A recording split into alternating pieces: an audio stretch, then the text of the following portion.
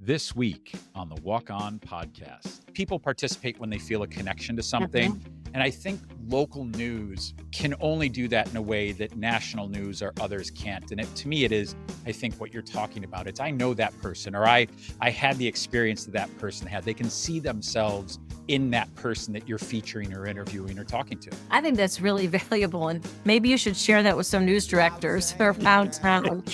Because to lean into that, I think would have significant value. You can't be everything to everyone, but if you can find those one or two things that people really identify with, that's where I think the value comes in. 1,000 times I walk by. Hello and welcome to the Walk On podcast. Glad to have you back. And if this is your first time, welcome. I'm excited about our guest today for a number of reasons. But before I do that, just want to give a reminder for folks that have been here before or those of you that are new. The Walk On podcast is really about exploration of purpose and leading with passion. It started as a journey for me a couple of years ago as I kind of got to this place in my career where I was looking for new challenges, opportunities, and really wasn't sure what that would entail. And did a lot of reading, watched and listened to a lot of podcasts, and realized with my experience professionally, being on camera or news studios, it was just a good opportunity to launch podcasts. So I have the great pleasure now of using this as a conceit for interviewing people and learning all about them and their experiences. And that's what we're doing today. I'm thrilled to welcome Ginny Ryan. She is the Senior Vice President, Director of Community Engagement and Communications at Canandaigua National Bank. Ginny is one of those amazing people that is a fabric of a community since 1987. She was the face of Rochester TV as an anchor of WHAM TV. And really, truly, it's one of the things I want to talk about. In a smaller market like Rochester, these personalities become family. They become people who champion local nonprofits. They break hard news. They break exciting news. And so someone who grew up in Rochester and moved away and came back, she's been part of my TV experience for a very long time. So Ginny, I'm excited to hear about the new role as well, where you're committed to fostering strong community ties through impactful philanthropy, meaningful events, and content that informs and inspires, which is right up your alley. So Ginny, welcome. And thanks for joining the podcast. Oh my goodness. What a wonderful introduction. I don't know. It's all downhill from here. No, I'm sure not. Very kind. I really am deeply appreciative of the invitation. Thank you for your interest. Absolutely. Well, why don't you tell us a little bit more about your background and who you are, and we'll get started from there. Sure. How much time do we have? Well, as long as you want to go. As long as you didn't say you grew up watching me, I feel a little bit better about that. Because I did start in the Rochester market 38 years ago, right? 1987, almost 40 years ago. I mean, I've been out of TV for about 2.5 years. So it was a long career, one I am so grateful for. It's the only thing I ever wanted to do in life was to be a reporter. I actually wanted to be a newspaper reporter first. I grew up on the west side of Monroe County in the town of Gates. And I had a third grade teacher who turned me on to writing, and Watergate was happening at the time. Like so many journalists of my era, we were all influenced by that. We saw the power that the media could have on impacting events and, disrupting power. And that was a real draw for me. And I loved writing. I wanted to be a newspaper reporter, got to college, and they weren't taking anyone on the school newspaper. You had to be a junior. So I walked into the student union. Yeah, And the radio station was taking anyone that could breathe. So I walked in there and I met the requirements and just took off from there and began to love the broadcast aspect of journalism. And from radio, got into television in college and switched my major and got to work right away when I graduated. I think I graduated on Friday and I started working on a Monday. Oh my gosh. What was I thinking? I mean, no doubt. No. Yeah, I know. I just what? I could not wait to get to work. But I loved it. And it was just a thrill to even have a job, right? Mm-hmm. Back then, journalism was super competitive. So I just probably thought, if they realized they made a mistake, it'd be too late. If I started working, they wouldn't want to fire me. It's amazing. I have so many friends over the years who, shared their story of starting in market number 150 and Mhm. out of college and trying to work their way up. And it's a really tough industry to grow and get the opportunity that you did. So how did you go from Elmira to Rochester? Obviously, it's a short couple hours away, but what's that journey to becoming the face of a network? Oh, well, broadcasting is almost like a ladder, right? On the top of the ladder, the top rung is New York City, the Mhm. biggest media market in the country. Chicago's number two, or LA, or in that order. And then at the bottom are those small markets. And I started at 164. I think at the time there were 211 Yeah. media markets. So I was really Yeah. close to the bottom rung. So you had to work your way up those rungs. And Rochester is about in the middle, or it was. It was 75th or something like that. I think it's probably smaller by now because of, population decline. Yeah. So, generally, you move up those rungs in the ladder. You might go to, if you're at 164, you might go to Erie, Pennsylvania. And you send out, just like you send out a piece of paper with your resume, you send out a resume tape in broadcasting. And boy, did I send out a lot of tapes. And some people never respond. It's just, they don't even say no to you. They just don't respond. But the news director at Channel 13 took the time to not only respond, but he critiqued my work. He told me Wow. what I needed to do to get better. He was the only one to do that. And I seized on that opportunity and his kindness. And so I would take his letters and apply everything he told me into my next tape, and I'd send it to him. And we must have gone back probably 5 to 6 times. And I would apply for openings every time he had one. And, eventually his critiques to me got a little bit shorter. And he was more complimentary towards the end, and they had an opening at the time. Dick Burt, I don't remember. Do you remember Dick Burt? I do. Yeah. Yeah. It was Dick and Don. Dick was retiring. By no means was I in the running to replace Dick, but it created an opening in the station. A lot of people moved up, and at the bottom rung again was a weekend reporting gig, and I got it. So grateful for that news director who took the time. So many times I think now people look at someone who will give you feedback, candid feedback, in a negative light. But at Yeah. the time, I looked at it as a gift, that he was willing to invest in me. And it was not always pleasant to read that kind of Yeah. feedback. Yeah. But my gosh, it was a game changer for me. So anyone who's willing to take the time and sit down with you, I think I would encourage anyone to do that, because it does change the path of your career. Two things stand out for me there. One, the strength of character and your sense of you, that wasn't deflating, right? So many people, and I think that's maybe a bit more the case now I've seen in the work world, but any sort of feedback, even if it's constructive, is negative and taken personally. And so, that's kudos for you for really Wow. seeing that as an opportunity to grow and learn. But the other thing is, did you ever ask him why, out of all the tapes you sent out, he was the one who took time? I never got to ask him. There's a funny story behind it. So I showed up at work my first day, and I was waiting for him in the lobby, waiting. No one came. It's no, going from 9 o'clock to 9:15 to 9:30, quarter to 10. I'm like, is there a mistake? Did I not get the job? Finally, a gentleman I didn't know came out. He was the assistant news director, and he said, Gil, the gentleman who hired me, left the company Oh my last week. gosh. Yeah. So I never got a chance to ask Gil that question. And I was very glad that his departure did not mean the end of my short career at I was Channel going to say, my 13. first thought would have been like, do I have a job? Like, is that, did I go with him? Yeah. Well, I was thinking I thought this was too good to be true. It definitely was, Yeah. Yeah. It's really amazing. So that sense of support, direction, guidance, where does that stand in the industry today as you've watched these cycles of people come and go? Is there that generosity more maybe now than before, or about the same? What's your sense on that? Oh, the industry has changed so much. It's definitely an Yeah. industry under stress right now. In some ways it's stress that, it brought on. Yeah. I don't think it's evolved enough and changed with the times enough. And there's a lot of reasons why that's happened. So there's some stress that is self-induced to the industry.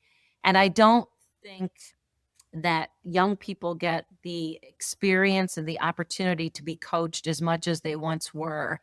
We used to have consultants we would spend a weekend with. They just don't have that Wow. anymore.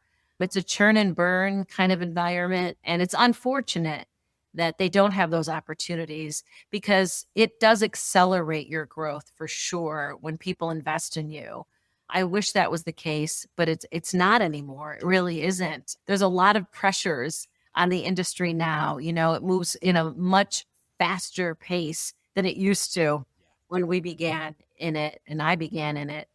So, no, I don't think that happens, those coaching opportunities. And I don't think that would be a surprise to a lot of people. Yeah.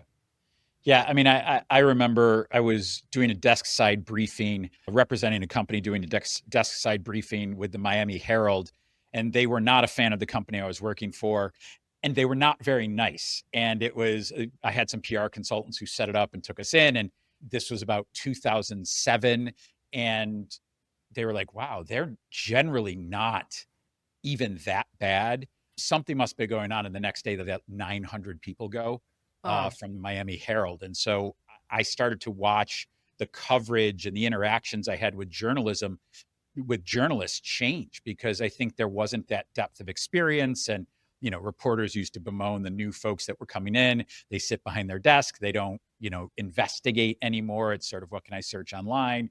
So personally experienced that. And I think just watching as a fan and consumer of news, seeing the competition for eyeballs, everything's breaking news, everything's mhm. an alert. And it's news is very different, I think. It sure is. But, it even though it's changed, the need for it has not. As a society, we still very much need it. And we all pay a price. We Yeah. don't have a vibrant, I think, media around us, whether Yeah. it be in our community or, on a national platform. Yeah, I mean, I tend to try and, skirt around, blend current events with politics and avoid getting too far down the line on one or the other. But I mean, I do think it is critically important. The role of facts Hmm. seems to have changed because depending who you listen to or watch, they have a point of view and they know that you are their audience. So they're telling you what you want to hear and reinforcing that cycle. It's an echo chamber. And so there are multiple sets of facts now on any situation that we're looking at. It's got to be, it had to be hard. You were still in the seat during that transition. What did that do for your ability or your approach to telling the news? It was challenging for sure, and people would criticize us or they might send an email or a phone call and say, "Well, you didn't tell this." And you'd Mhm. have to walk through your process and explain, "Well, why didn't we say this?" Because it wasn't verified. So I think you realize that when you went through that process, you were more cognizant of that checklist in your head because you Yeah. might be questioned or might be called out even more than previously. So, yeah, it was definitely a challenge, but I think it was also an opportunity to reach people in a way that you didn't have before. Yeah. To be honest about how you were gathering the news and be more transparent about that process. We try to work it that way. Certainly, it didn't go over well with everyone, right? Yeah. Yeah. We were Yes. along with Well, the and administration.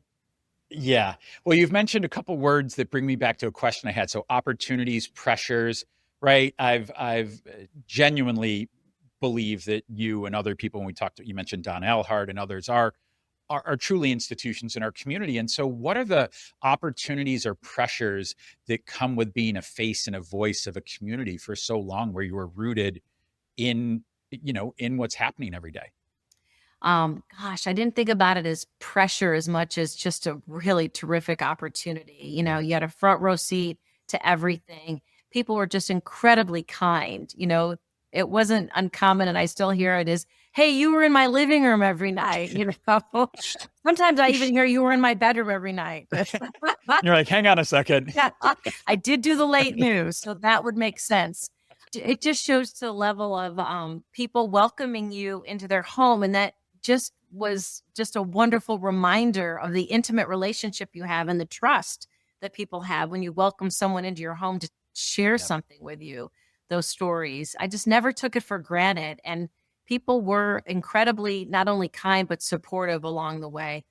Definitely made a ton of mistakes. And I definitely grew into the role, and people were very patient with me. And, in every way, all the experiences I had at 13 have put me in the place that I am today.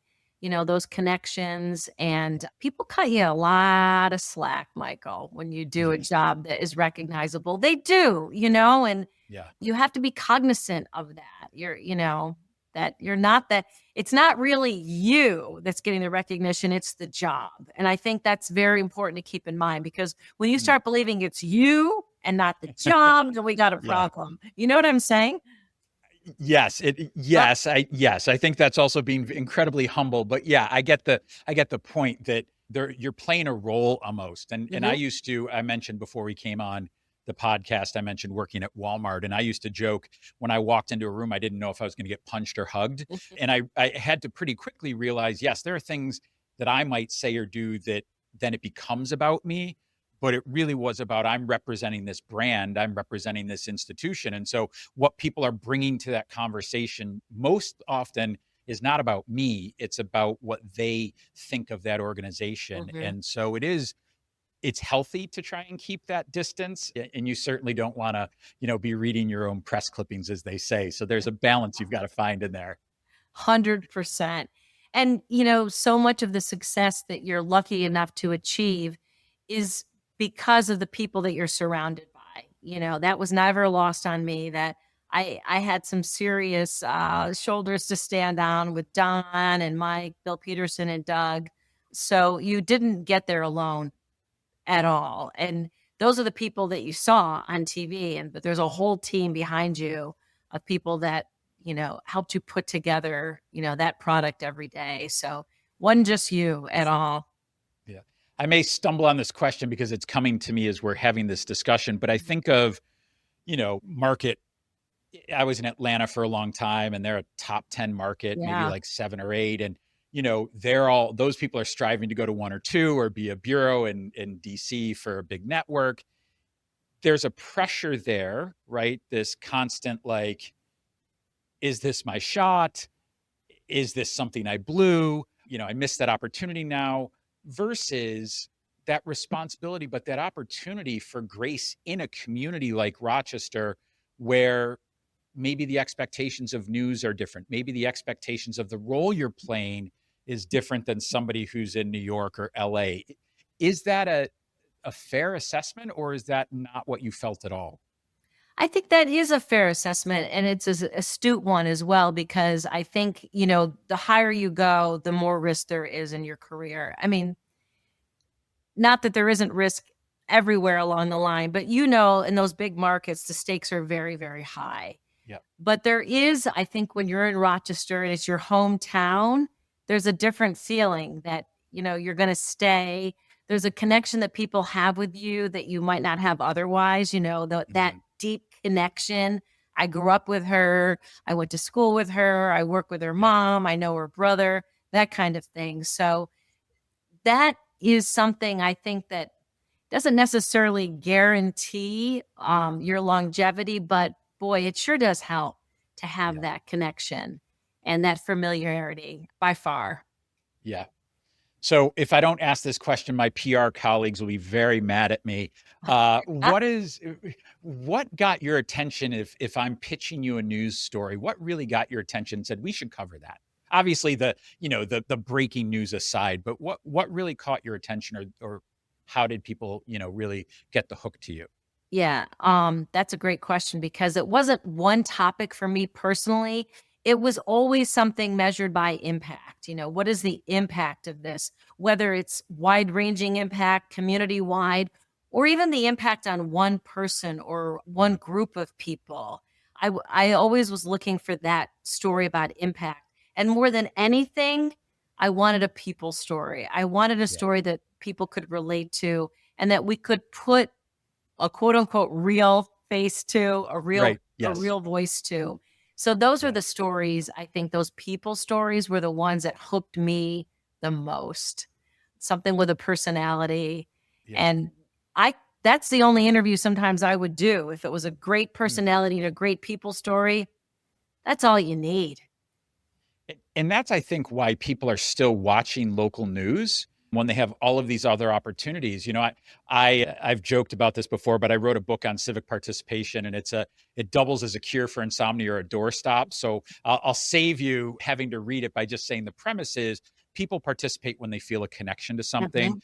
And I think local news can only do that in a way that national news or others can't. And to me, it is, I think, what you're talking about. It's I know that person, or I had the experience that that person had. They can see themselves in that person that you're featuring or interviewing or talking to. I think that's really valuable. And maybe you should share that with some news directors around town because, to lean into that, I think would have significant value, right? Yeah. You can't be everything to everyone, but if you can find those one or two things that people really identify with, that's where I think the value comes in, you know? Yeah. Yeah.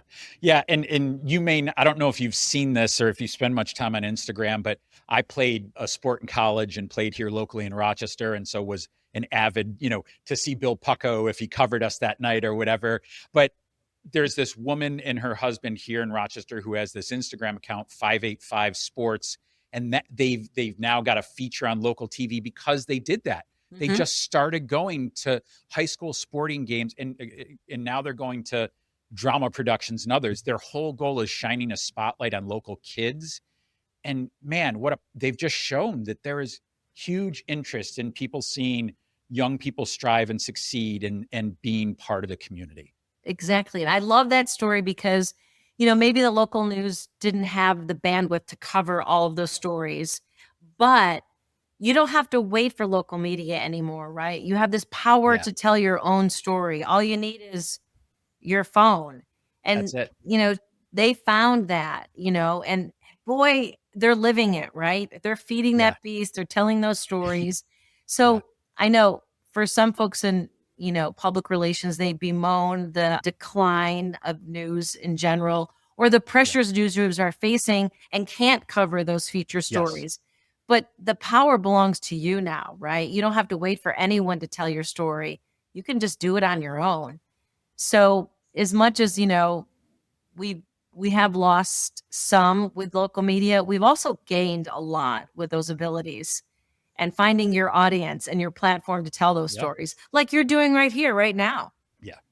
Yeah, 100%. I mean, I'm not a total Luddite, but that's why I have Patrick in the production studio behind us. But just to be able to say, "Wow, I want to talk to people," and I'll find 10 people or 1,000 people that will want to hear that story, and it to me it's been really cathartic. It's been powerful, and I've said this before. My wife's like, I'm not going to listen to a business podcast or a self-help podcast. That's not my space. And she's like, I listen to every episode because I find these human connections. I learn about the human experience. And so it's just been tremendously rewarding to get to interview people like you who've just done really interesting things and share your journey, and people want to hear that. So I appreciate you giving that shout out. Well, let's pivot a little bit if we can, Okay. Ginny, and talk about this transition you made. So you've had this really long, important, impactful career, and then you say, I want to do something different. So where does that come from? How does that opportunity present itself? That's a really good question. For a long time, I've been out of it 2.5 years. I kept saying, oh, I left because I was burned out. And in reflecting on that now, I don't think that told the whole story. And I think it was really short sighted of me to say that I was burned out. It was much more than that. And that almost seems like a defeat. You got burned out and you stopped, you had no more energy. And I don't think it was that. I think that was something that we say it was a crutch. But Yeah. 3 years before my contract was up, I read a book called From Strength to Strength. Have you ever heard about it? I haven't. Arthur Brooks. Highly recommend it. It would be Okay. perfect for this podcast. Perfect. It's about career changes. And the whole idea being, how do you prepare for that second half of your career? I won't get into the whole thing, but I read Yep. it and it did motivate me because it got me thinking about what's next and how do you take the things that, that you did really well and transition to make it another part of your life that has Yeah. equal value and kind of, be in the driver's seat, recognize when things are changing and embrace those changes. So I read that, kind of forgot about it, but I think it was always in the back of my head. And, when you are in broadcast news, you sign a contract anywhere from 1 to 5 years. My contract was up about a year and a half before I began thinking about it. And I had a feeling that I needed to make a change. There were a lot of changes happening in the industry. And instead of thinking of it as being burned out, I think now in reflecting upon that, I love the job so much. And it was the only thing I ever wanted to do. And I wanted to leave while I still loved it. Yeah. That I wasn't going to be a curmudgeon walking into the newsroom and people, Yeah. oh, here she comes. Wasn't drudgery to show up. Exactly. And I think Yeah. one day I sat in the parking lot towards the end, before I even made my decision. And I used to run in, couldn't stop the car fast enough. We could throw it in park. And that one day I hesitated a bit and I was like, oh, I've not had that feeling before. Now everybody has days like that, but it was recurring. And I thought, I wanted to leave while I still loved it, while I was still a force for good. And while I still had the opportunity perhaps to do something else, because I think had I signed another contract, it would have been my last one. I'm that kind of person, though. If I'm going to a party and I'm having a great time, I'll look at whoever I'm with and go, okay, I'm good. I want to go. I want to go. Yeah. Well, it's good. Before I think bad happens, before I say something, before I spill something. Yeah. So I think it's the same idea for me. And, my boss at the time, Doug, and I came to this realization, Doug Embledge, at the same time. And we went to our general manager and we shared it with him. I'm not quite sure he believed us, but he said, why don't you both work part-time? I was like, oh, well, that sounds kind of nice. And I went home and told my husband, and he was like, and I said, why? He said, because you're going to still work full-time. Yeah. He said, you only know how to do that job one way. Yeah. And I never tell my husband he's right, ever. I still haven't told him he's right. But he was right. Well, I hope he doesn't listen to the podcast just for that reason. I'll give him the credit. I'll tell him. But, I needed to do that job at a certain level. I knew what I needed to do that job. And I think I would have felt defeated had I done it in a different way. So I pivoted on the burnout to a little bit more of, I loved it, but it was just time to try, like the book said, to use those things and my skills in a different way. And, I'd worked nights for a long time, 30 years. And I felt it was time to kind of get on the same schedule with my family and friends. Yeah. Yeah. So, That's amazing. And so now you are working at Canandaigua National Bank, leading their communications and engagement. yeah, I love it. It checked all the boxes for me and ones I didn't even know that I wanted checked. I was on the verge of accepting another job. It had taken a year, to kind of get your name out and let people know you were looking. And this opportunity came up. I wasn't going to talk to them because I was on the verge of taking another job. And it was Doug Embledge who said to me, just meet the guy for coffee, And I thought, Great you're right. advice. It was great advice. Yeah. And I met him. He was from Canandaigua National Bank. And I didn't know too much about the job. I think he was still thinking about it. But I knew that I wanted to work for him. He was just one of those people that you walk through fire for. And in an instant, we've all met people like that, that are brilliant and motivational and kind. And I thought, I want to work for him. So it kind of went from there, and I pivoted, changed the idea of what I wanted to do. And, the role has evolved, which they've been so great about. They wanted, I think, a little bit to see what I was capable of. And, I wanted to understand the bank and figure out how I could work best within the great successes that they've had. Yeah. That's amazing. And I'm sure we could spend a ton of time talking about that new role as well. But I'd love to get your thoughts. We've talked a little bit about some of these, but I'd love to get some fine points on them. How do you define living or leading with passion and purpose? What does that mean to you? I always think about passion as a thing that excites me. And then purpose is what motivates me. But boy, if you can find something, and I did have a career that married that passion and purpose almost as if they were completely aligned, consider yourself very, very fortunate. My passion was for storytelling, and that ended up being my purpose, to share stories of people in the community. And, I feel like I still have found both passion and purpose aligned pretty well in this new role, because it's about storytelling, connections, and serving the community. So that's how I see those two aligned. I don't know if that definition is different for you. It seems like that you may be doing both of those things right now, passion and purpose. Yeah, I appreciate that. Yeah, I mean, there's this guy I reference all the time, Scott Galloway. He's a bit of a Renaissance guy who has a lot of different things, but he's got this podcast, and he talks about, don't let anybody tell you to follow your passion, because that's just a multimillionaire who's got the flexibility to do that. Go do what you're good at. And I get the point, right? Like, I get what you're innately good at, you should, bring into the world, and you should invest in that. But man, if you don't, this isn't work. This is fun talking to you. It's just so great to ask questions and learn about your experience and have a conversation. So I don't know, I guess I agree with you, and I don't agree with Scott. And while I respect his opinion, I think you have to marry those. I think you have to be passionate about it and purposely focused on doing something that provides value. And yeah, I agree with you 100%. I hear you talking. When you have passion, to me, it equates with energy. You feel that energy, you feel that enthusiasm that comes across when you speak about what you do, and, having these conversations. It's there, and you can tell when you meet someone who's energized by their passion and purpose. Which is why I loved that it wasn't burnout, right? I loved your perspective. I want to go out while I'm still at the top of my game, while I'm still enjoying this, and that passion carries through, because you have a responsibility, right? To the network, to your viewers. You have to show up every night, as hard as that is. And, if you have an off night, that carries over to how somebody's feeling about their world. So I thoroughly respect and appreciate that. And I don't see it as burnout either. I really appreciate your perspective. Well, let me ask you one more question. If Sure. You've been generous with your time, so let me do one more.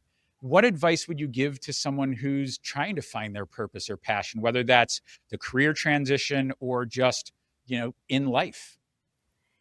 That's a great question. I know a lot of people are searching for that. I would say be willing to work hard. Sometimes you don't find those things. You have to do some self-exploration and digging. And along that vein, be curious. Think about the things that you like to do, you're good at doing, and that really energize you. And then be willing to put the time in again. And don't be afraid to be specific in terms of what you want to achieve, to set those goals. Not in a limiting way, but dare to say, this is what I want to do, or this is the job I want to have. And then find the person doing it and ask them how they got there. I did that a lot throughout the course of my career. I talked to a lot of people about what it took for them to get into the field of journalism and different things like that. So I was able to kind of put together what would work for me, and maybe not necessarily what worked for them, but pull things out of those stories. And make them your own. By the way, I've asked that question of every guest we've had on. We're 4 seasons, and no one has said, dare to be specific about what you want or your dream. And I love that. I think it's okay. I think that's really impactful. I think that's great. Well, Well, Ginny, thank you so much for being on. This has been a pleasure. I could do this all day. Thanks for your time. Thanks for your service to the community, and appreciate you being on the podcast. Thank you so much. It was a lot of fun. And I'm going to send you a copy of From Strength to Oh Strength. my gosh. So you can read I it. appreciate it. I Yeah. appreciate it. Well, this is the Walk On podcast, people leading with passion and purpose, providing a roadmap for your personal journey. Hear their stories, find your passion, walk on. Again, Ginny, thank you. Thank you. It was so much fun.